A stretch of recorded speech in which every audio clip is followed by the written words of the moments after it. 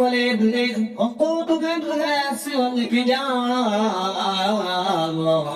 যে জাহান্নামের আগুন মানুষ এবং পাথর হবে, সেই জাহান্নামের আগুনের থেকে তুমি নিজেকে এবং নিজের পরিবার বর্গকে সেই জাহান্নামের আগুনের থেকে বাঁচিয়ে নাও। যে জাহান্নামের চারপাশে এমন মানুষের মহান আলামিন তিনাদেরকে সেই জাহান্নামের চতুর্পাশে ধাপ ভাঙে রেখেছে, যারা নাকি অথর হবে অতীত হবে, যাদের অন্তরে মায়া থাকবে না, কত হাওমাও করে কাঁদতে থাকবে কিন্তু শুনবে না। আমার ইসলাম দুর্দি ভাই বন্ধুগণ, কিন্তু আমরা সেই জাহান্নামের থেকে নিজেদের সন্তানকে বাঁচাতে পারি না, বলেন কথা দেখি না। আজকে কেউ আমার সন্তান কেমন আমার পূজার কথা মানানোর জন্য প্রস্তুত হয়ে আসে না,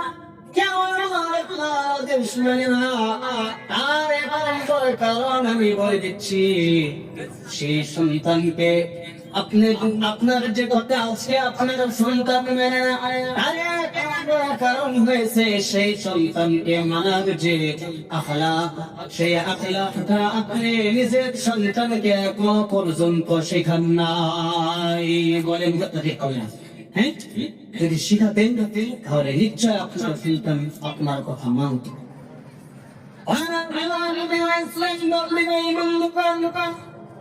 যে শরীরের মধ্যে যদি একটি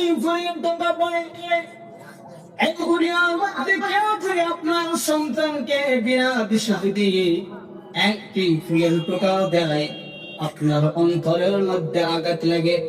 আমার বাবাজিরা, কিন্তু সেই সন্তানকে সেই হাসরে ময়দানে সেই সন্তানকে জাহান্নামের আগুনে যে জ্বালাবে, আপনার সন্তানকে বলেন তো আপনার অন্তরে কি কেউ আঘাত লাগবে না? লাগবে না? নাই লাগবে না? নাই কথা বলেন না কেন? লাগবে না? নাই নিশ্চয় ভাই মোহতারাম বুঝতে হবে। ইসলাম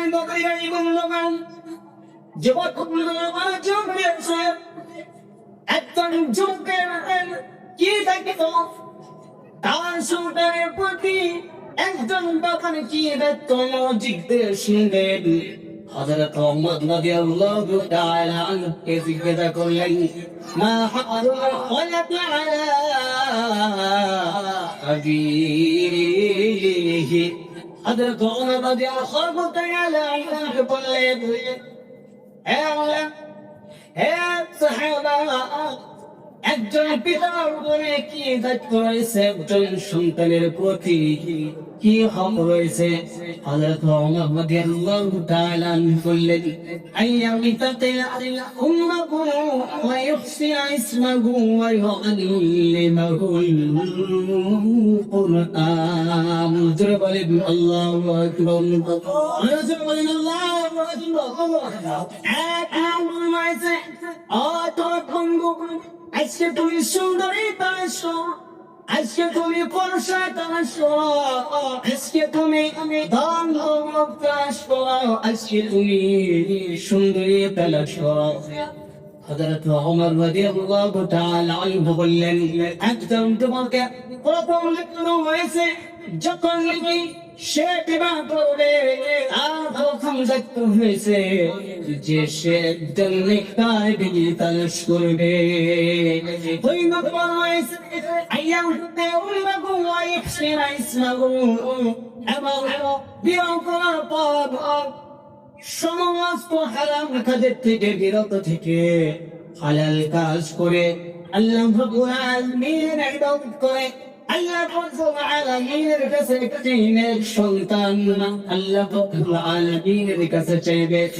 যদি আল্লাহ রাব্বুল আলামিনের কাছে চাই, আমার আল্লাহ রাব্বুল আলামিন সেই বান্দাকে নিশ্চয় নেককার বান্দা দান করবেন, বলেন কথা ঠিক কিনা? ইসলাম বলে এক সন্তান যদি এই দুনিয়ার মধ্যে বলে তুমি চলে যেতে পারো বাবা জেরা মনে রাখবে অবরে শুয়ে শুয়ে তোমার একটি স্বাদের বদলতে একটি স্বাদের বদলতে আর আল্লাহ রাব্বুল আলামিন তোমার আমল নামার মধ্যে একটি করে লিখে দিবেন বলেন সুবহানাল্লাহ আর জোরে বলেন সুবহানাল্লাহ ইসলাম আজকে আমি আপনি সুদ খেয়ে হারাম খেয়ে সে হারাম খাওয়া মাংস দিয়ে যদি আমরা সন্তান জন্ম দিই বলেন তো সেই রক্ত হারাম মাংস দ্বারাই খেয়ে একটি ব্যক্তির সন্তান দুনিয়ার মধ্যে আসতে পারে অনেকই খোঁজ হইব আজকে অঞ্চলের মধ্যে শুধু সারা পৃথিবীর মধ্যে দেখবেন মানুষ এই দুনিয়ার জগতের মধ্যে সব থেকে বেশি হারাম কাজের মধ্যে লিপ্ত বলেন কথা ঠিক কিনা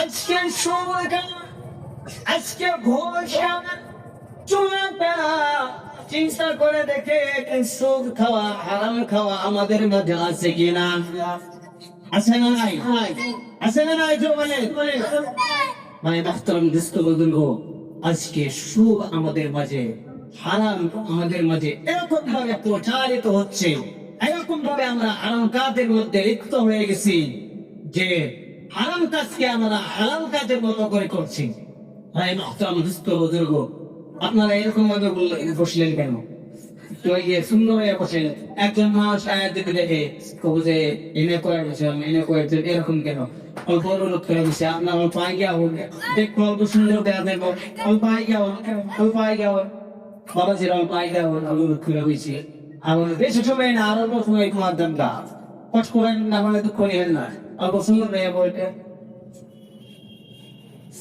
অল্প সুন্দর হয়ে বলবে ভাই মুহতারাম দোস্ত বুজুর্গ সুদ খাওয়া আমাদের জন্য হালাল না হারাম জুয়া খেলা হারাম হারাম না নাই একজনের পয়সা মাইরা খাওয়া কি হারাম আর আমরা সেই করে আজকে আমরা জীবন যাপন করছি তাহলে আমাদের দ্বারা কিরকম ভাবে একজন নেক সন্তান দুনিয়ার মধ্যে আসতে পারে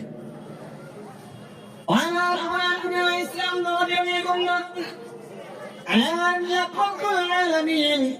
পবিত্র কুরআনুল কারীমের মধ্যে হয়েছেন আল্লাযীনা ইয়াকুলুনা الربا لا يقومون إلا كما يقوم الذي يتخبطه الشيطان من المس যাদেরকে সুদ খায় যাদেরকে ঘুষ খায় যাদেরকে হারাম খায় সুদ করে বলছে খালি সুদই নয় যাদেরকে হারাম খায় সুদ খায় আমার আল্লাহ রাব্বুল আলামিন বলেন ওইগুলো মানুষ যাদেরকে সুদ খায় الذين يأكلون الربا لا يقومون إلا كما يقوم الذي يتخبطه الشيطان من المس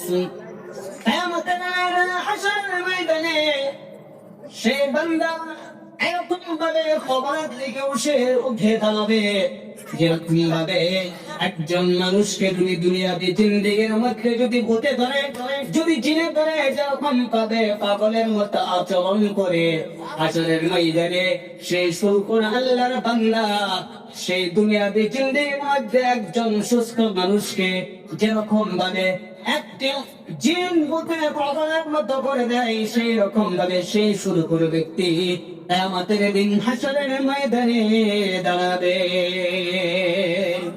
কি করবে যেরকম ভাবে একজন মানুষ দেয় না দুনিয়ার মধ্যে যদি কেউ শয়তানে ধরে যদি জিনে ধরে কি করে পাগলের মতো করে 3-4 জন মিলে তারা ধরে আনবে না কিয়ামতের দিন শুকর ব্যক্তি সেই কিয়ামতের দিন হাসরের ময়দানে খবরের মধ্যে যখন খবরের থেকে উঠে যখন দাঁড়াবে সেরকম ভাবে করতে থাকবে তার কি করবে এরকম ভাবে এসে খবরের থেকে উড়ে দাঁড়াবে আমার আল্লাহ রাব্বুল আলামিন বলেন যালিকা বিআন্নাহুম قالوا إنما البيع مثل الربا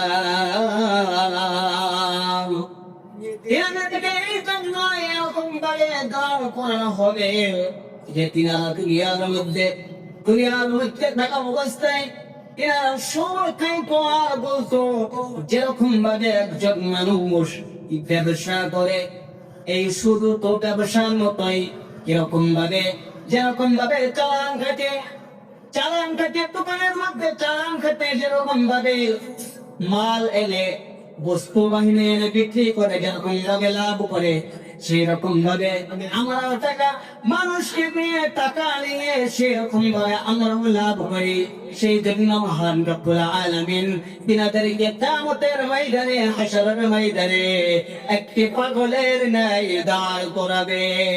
আল্লাহ রব্বুল আলামিন তাদেরকে বলে দিয়েছেন وأحل الله البيع وحرم الربا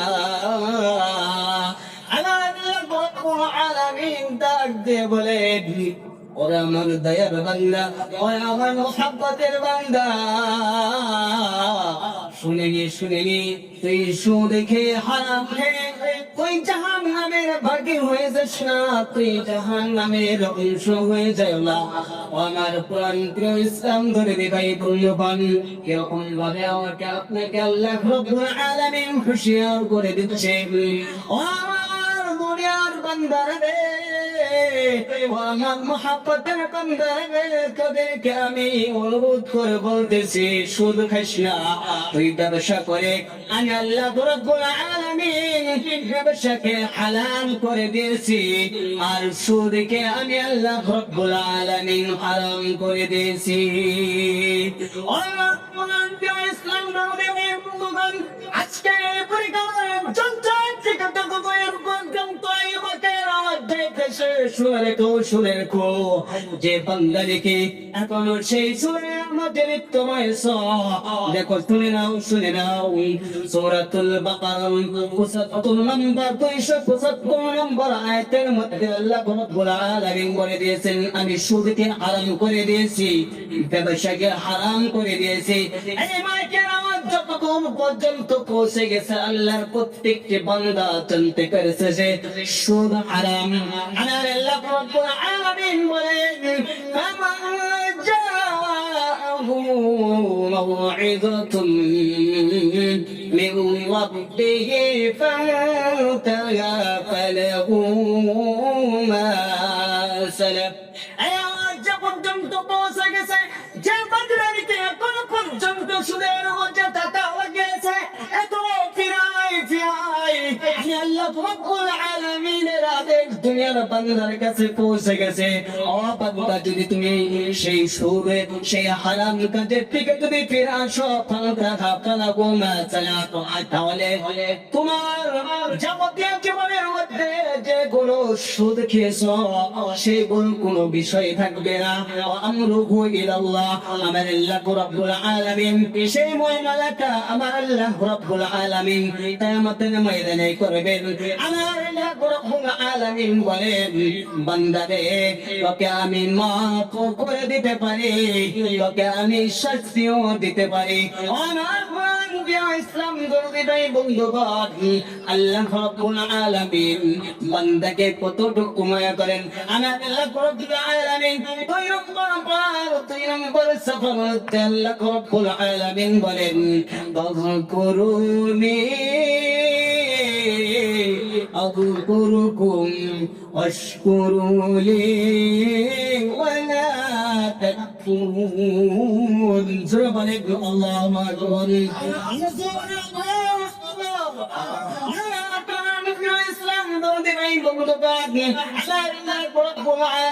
বান্দাকে ডাক দিয়ে বলেন বান্দারে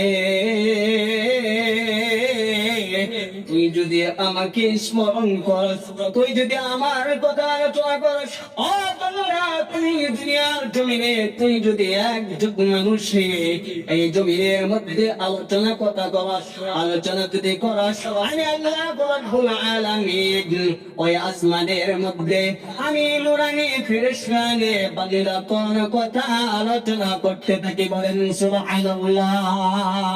আল্লাহ কোরআন দিয়ে ইসলাম ধর্ম ভাই বন্ধুগণ, আল্লাহ রাব্বুল আলামিন বলেন বান্দারে তুই দিকে আমার দিকে এক কদম আগে আসো, এগিয়ে আসো বান্দারে, আমি তোর দিকে দুই কদম এগিয়ে চলে যাই, বলেন সুবহানাল্লাহ।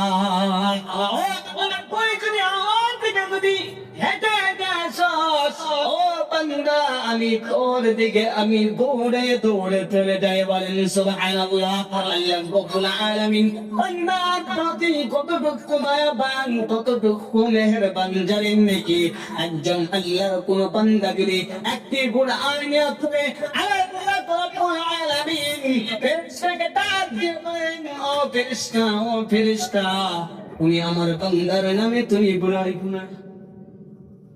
এই মুহতারাম দোস্ত বুজুর্গ, একজন কোন বান্দা যদি গুনাহ নিয়ত করে তাহলে সেই বান্দা ফেরেশতাকে আল্লাহ রাব্বুল আলামিন জানতে বলেন, হে ফেরেশতা, এখনো তুই গুনাহ করিস না, এখনো তুই গুনাহ করিস না। সেই বান্দা যখন আল্লাহর ভয়ে যখন নিকে ফিরে আসে, আল্লাহ রাব্বুল আলামিন বলেন, হে ফেরেশতা, তুই বান্দার আমলনামার মধ্যে একটি নেকি লিখে দিবেন, সুবহানাল্লাহ। আর যদি কোন একজন বান্দা যদি একটি নেক কাজের যদি নিয়ত করে, আমার আল্লাহ রাব্বুল আলামিন সঙ্গে সঙ্গে ফেরেশতাকে হুকুম করেন, ও ফেরেশতা, আমার বান্দার আমলের মধ্যে তুমি একটি নেকি লিখে দাও, বলেন সুবহানাল্লাহ। আর সেই বান্দা যদি সেই নেক কাজটি যদি করে ফেলে, আমার আল্লাহ রাব্বুল আলামিন বলেন, ও ফেরেশতা, আমার এই বান্দার আমলের মধ্যে একটি নয়, দুইটি নয়, তুমি 10টি নেকি লিখে দাও, বলেন সুবহানাল্লাহ। আল্লাহ রাব্বুল আলামিনের কতটুকু মায়া, যদি একটি নেকের কাজের নিয়ত করে সঙ্গে সঙ্গে একটি নেকি লিখে দেয়। আর যদি সেই নেকের কাজটা করে ফেলে, আমার আল্লাহ রাব্বুল আলামিন বলেন ওই বান্দার আমলনামার মধ্যে 10টি নেকি লিখে দেয়। কয়টি? 10টি নেকি লিখে দেয়। ভাই মুহতারাম, বলেছিলাম যে একজন নেককার বিবি কি করবেন? নিজে একজন নেককার বিবি বেছে নেবেন।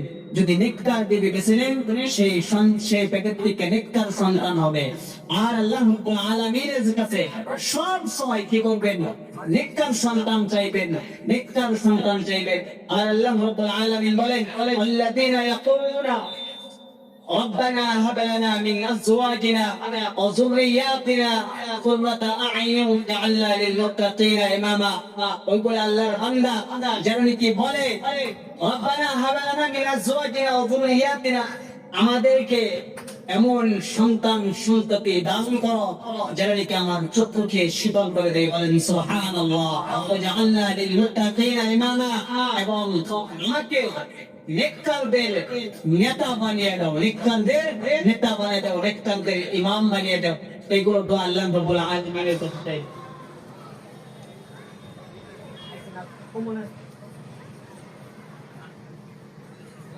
ভাই মুহতারাম দোস্ত বুজুর্গ, এগুলো আল্লাহ রাব্বুল আলামিনের কাছে দোয়া করবেন। একজন যুবক বন্ধু কি হক হয়েছিল, যখন নাকি আপনি বিবাহ করবেন, ধন সম্পদের দিকে তাকাবেন না, সুন্দরীর দিকে তাকাবেন না, বর্ষার দিকে তাকাবেন না, শরীরের দিকে তাকাবেন না, বরঞ্চ তাকাবেন কোন দিকে তাকাবেন? দেখবেন সেই মেয়েটি নেককার না বদকার, সেটা দেখবেন। এক নম্বর একটি যুবকের হক দেখতে, যারা বিবাহ করছেন তারা তার জীবন গড়া করছেন। যে হুজুর কইল, হুজুর যদি আগে কইতো তাহলে তো আমরা কি জানি তাওস করতাম। যারা বিয়ে করছেন তারা ঠকলেন, যারা বিয়ে করছেন তারা ঠকলেন। কিন্তু আপনার ছেলে মেয়েরা আছে তো, আছে না নাই? যখন মেয়ে বিয়ে দিবেন একজন নেককার সে তালাশ করবেন।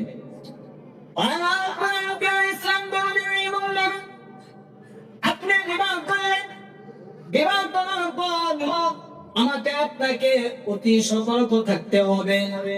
কিরকম সতর্ক থাকতে হবে? ভাই মুহতারাম দোস্ত বুজুর্গ, শুধু নেককার হলেই হবে না। যখন নাকি আপনার সন্তান গর্ভে ধারণ করবে, তখন যদি আমরা হারাম কাজ করি, সে হারাম কাজের আসর আমার আপনার সন্তানের মধ্যে পড়ে যায়। আর যদি নেক কাজ করি, আমার আল্লাহ রাব্বুল আলামিন সে নেককারের আসর সন্তানের প্রতি ফলে দেয়। বলেন সুবহানাল্লাহ। আজকে দেখবেন আপনার স্ত্রী সব সময় মোবাইল নিয়ে ব্যস্ত থাকে, টিকটক থাকে, টিকটক দেখতে থাকে, তাহলে সেই গর্ভে থেকে যে সন্তান জন্ম নেবে, বলেন তো সেটা টিকটকার হবে না আল্লাহর ওলি হবে? কি হবে? টিকটকার হবে না? নাই, কারণ গর্ভে নিয়ে দেখতেছে টিকটক। হ্যাঁ, নিজেও টিকটক করার ইচ্ছা করে, নিজেও, কিন্তু স্বামী যদি অল্প কটুবার তত মানে মুগুর দিব। কি দিব? মুগুর দিব। এই মাহতারাম বুজুর্গ, হযরত উমর রাদিয়াল্লাহু তাআলা আনহু যখন প্রথম স্ত্রী দুনিয়া থেকে চলে গিয়েছিলেন, তখন হযরত উমর রাদিয়াল্লাহু তাআলা আনহু বলেছিলেন, আমি আর জীবনে বিবাহ করব না। হযরত উমর রাদিয়াল্লাহু তাআলা আনহু বললেন, হে ওমর, তুমি কেন এরকম ভাবে বলো? তোমার তো জ্ঞান আছে, তুমি তো সবকিছু জানো, কিন্তু দুনিয়ার মধ্যে যদি একটি সন্তান যদি সে চলে যেতে পারো, তাহলে সেই সন্তানের একটি নিঃশ্বাসের বদলেতে তোমার আমলনামার মধ্যে একটি নেকি লিখে দেবে। বলেন সুবহানাল্লাহ। কবরের মধ্যে শুয়ে সেই নিঃশ্বাসের বদলেতে তুমি সেই নিঃশ্বাসের বদলেতে তুমি সব পাইতে থাকবে। বলেন সুবহানাল্লাহ। তাহলে আমাদের প্রয়োজন আছে না নাই নেক সন্তান বানানোর জন্য? আছে না নাই? কার কার আছে? হাত তুলে দেখান। আরে তাকবীর। আমি বানাই নাকি? আর মনে করতেছে আমি বানাই রসুল তো, হ্যাঁ হ্যাঁ, বড় হয়ে গেছে, অনন্ত সময় আছে, অনন্ত সময় আছে। ভাই মুহতারাম দোস্ত বুজুর্গ, যদিও নাই, তাহলে সেই চেষ্টায় থাকতে হবে না? নাই, আল্লাহ রাব্বুল আলামিনের কাছে উত্তর দিতে হবে, হাত করে দাঁড়াতে হবে। আল্লাহ কুল্লুকুম রাঈন ওয়া কুল্লুকুম মাসউলুন আন রাঈয়াতিহি। আপনার বাবা এমনি নাকি? আপনাদের দায়িত্ব এমনি দিছে নাকি? আপনার বাবা মানের দায়িত্ব এমনি দিবেন? কিয়ামতের দিন কাটতে এখানে খানজেলি কোন জানি যে আমার দায়িত্ব সে টাকা শেষ হয়ে গেছে না? হ্যাঁ, কিয়ামতের দিন কোন যে ভাই মুহতারাম দোস্ত, খারাপ কেন মনে দুঃখ নেবেন না, কিন্তু কিয়ামতের দিন আল্লাহ রাব্বুল আলামিন প্রত্যেক দায়িত্বশীল ব্যক্তিকে কিয়ামতের কাঠগড়ায় দাঁড় করানো, আমাকেও দাঁড় করাবে যে তুমি আলিম হয়েছিলে, তোমার সমাজের মধ্যে, তোমার গ্রামের মধ্যে এত খারাপ কাজ হয়েছে, তুই কেন তাদেরকে নিষেধ করো? প্রত্যেকজন আলিমকে আল্লাহ রাব্বুল আলামিন জিজ্ঞাসা করবেন, প্রত্যেকজন ইমাম সাহেবকে জিজ্ঞাসা করবেন, প্রত্যেকজন গ্রামের মাতাব্বরকে জিজ্ঞাসা করবেন, কেউ হেরে যেতে পারবে না যতক্ষণ পর্যন্ত সেই উত্তর না দিতে পারবে। ভাই বুজুর্গ, সময় তো অতি সংকীর্ণ। 3 নম্বর দায়িত্ব হয়েছে, 2 নম্বর দায়িত্ব হয়েছে ওয়াইফসিয়া ইসমাহু। যখন নাকি আমার আপনার সন্তান জন্ম নেবে, একটি সুন্দর দেখে একটি ইসলামিক নাম রাখবেন। ওয়াইউআল্লিমাহুল কুরআন। 3 নম্বর দায়িত্ব হয়েছে একজন যুবকের প্রতি, একজন বাবার প্রতি, নিজের ছেলের জন্য, যে আপনার সন্তান যখন কথা বলতে পারবে তখন আপনি কুরআনুল কারীমের জ্ঞান দান করবেন, কুরআনুল কারীমের শিক্ষা দান করবেন। ভাই মুহতারাম দোস্ত বুজুর্গ, এই 3টি কাজ যদি আমি করে যেতে পারি, তাহলে কবরের মধ্যে শুয়ে শুয়ে আমার আপনার ছেলে সন্তান যে নিঃশ্বাস নেবে, সেই নিঃশ্বাসের বদৌলতে আমি আপনি কবরের মধ্যে শুয়ে শুয়ে সব পাইতে থাকবো। বলেন সুবহানাল্লাহ। ভাই মুহতারাম দোস্ত বুজুর্গ, বলার মতো তো অনেক হয়েছে। যদি আল্লাহ রাব্বুল আলামিন তৌফিক দেয়, একদিন কোরআন বলে আপনাদেরকে বক্তব্য শোনাবো। আল্লাহ রাব্বুল আলামিনের কাছে দোয়া রাখবেন আমার জন্য এবং সারা বিশ্বের জন্য, যেন আল্লাহ রাব্বুল আলামিন সুপথে পরিচালিত করে, এবং আল্লাহ রাব্বুল আলামিন যেন এই কোরআনুল কারীমের দাওয়াত, হাদিসের সেই দাওয়াতগুলো